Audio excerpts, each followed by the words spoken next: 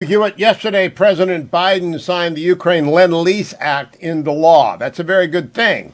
But I read the Washington Post account today, and it did not note that Senator John Cornyn of Texas is the fella who came up with the idea back in January. We discussed it on air on January 13th. I'd been tipped by Roger Wicker of Mississippi that John Cornyn was out talking about reviving Lend-Lease, and it happened. But John Cornyn is a workhorse, not a show horse, so the senator from Texas is not out taking bows, and you should be, Senator. I welcome him this morning, and he didn't know I was going to begin that way, but welcome and congratulations, Senator. Well, thanks. You know, there actually is a lot of good work being done around here. A lot of it doesn't get noticed because it's not really clickbait or something that the late night cable shows follow. But yeah, it's good progress, and I think in helping the Ukrainians defend themselves, it's a great indication of our staying power and of our will to support the Ukrainians. It was particularly gratifying, Hugh, to see President Zelensky tweet his appreciation for the Lend-Lease bill that was signed by the president. Now, tell us, Senator, you're being modest again. Just give us how, there's that famous YouTube video, how a bill, I'm just a bill. How did this happen? Schoolhouse Rock is what you're talking about. Yes.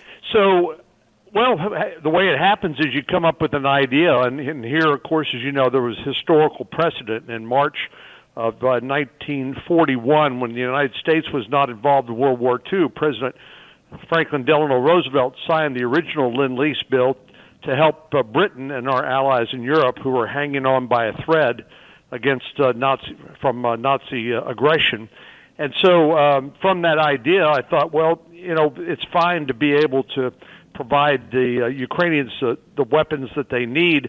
I just wish it had happened faster. But, of course, none of us knew the Ukrainians would hang on this long, and President Zelensky would inspire his nation and his people to defend themselves. So I think I reached out to people like Ben Cardin and Jean Shaheen, who Gene is on the Armed Services Committee. Ben's on the Senate Foreign Relations Committee because, of course, nothing happens around here without bipartisan support. They kind of liked the idea, and then we went to work. And thanks to Roger Wicker, who was also part of that great group to start with, we just went from there. We passed it, of course, in the House, and then the Senate. It was in the Senate and then the House, and got it to the president. That's the way you make a law. It's remarkable that happened since you came up with the idea in January. Because I actually, other than continuing resolutions and stuff that has to pass because of, default and things like that, debt ceiling, I've never heard of an actual piece of legislation requiring a supermajority moving from January to May. That is significant. Do you recall one, Senator Cornyn? Well, we're working on another one right now. It has to do with providing the Supreme Court law enforcement with the authority to provide protective details for the justices and their children and their families. It just passed the Senate unanimously last night, and we're hoping to get it through the House in the next couple of days. So, sometimes people have great ideas, but it's like they want to change Western civilization, and unfortunately, that takes a long time. And I think I've found that some of these rifle shots that make good progress in important areas are easier to do, and that's how we got it done. Workhorse, not show horse. Now, Senator Cornyn, a different kind of rifle shot worries me. You served on the Texas Supreme Court. You also know that a nut tried to kill half the Republicans in Congress at a baseball field, not 3 miles from my home. And I am legitimately worried about justices and nuts. What in the world are your colleagues across the aisle saying about this? Not very much. I mean, they seem to be encouraging the protest, and of course they think this is a great distraction leading up to the midterm elections. They don't want to talk about inflation. They don't want to talk about crime. They don't want to talk about the border.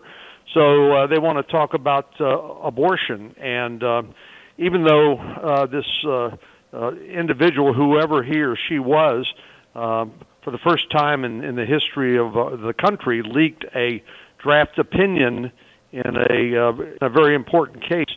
and created this furor. But of course, our Democratic colleagues are just stoking this because they think it will energize their base vote in the midterms. I think they're overreaching, as they usually do, and it will backfire. But that's my view.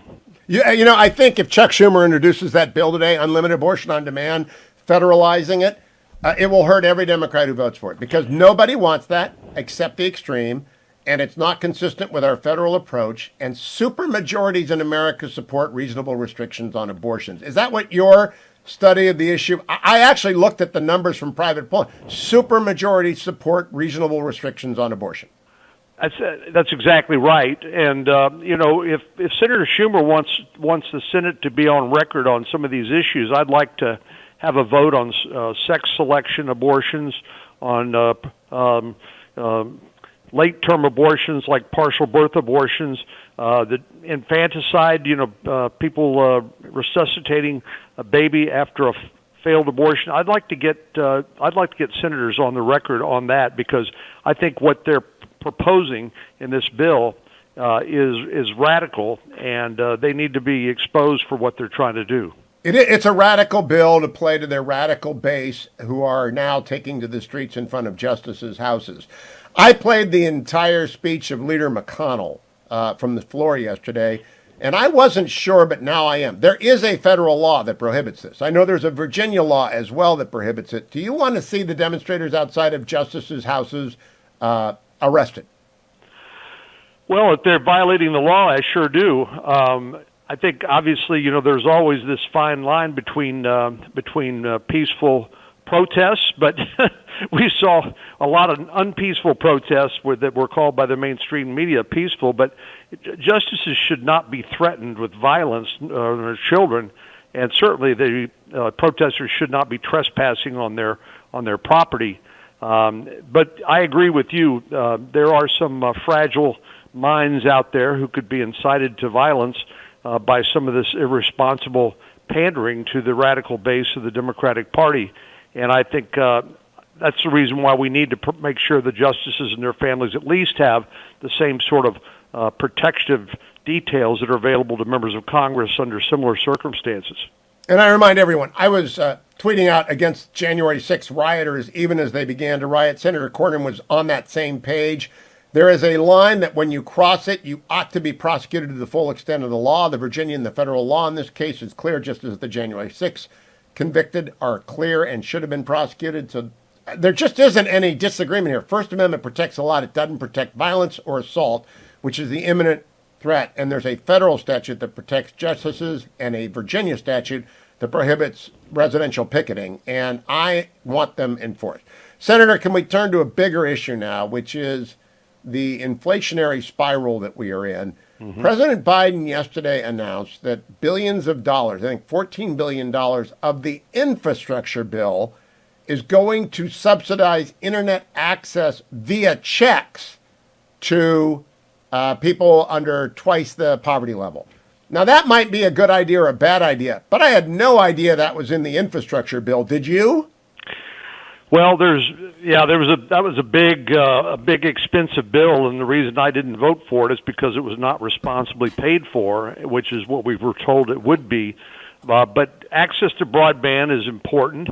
But the problem is, I've looked at this, Hugh, back in the 30s. Remember the rural electrification program during the New Deal, and of course that's how Lyndon Johnson made his chops as a young congressman in Texas in the 1930s.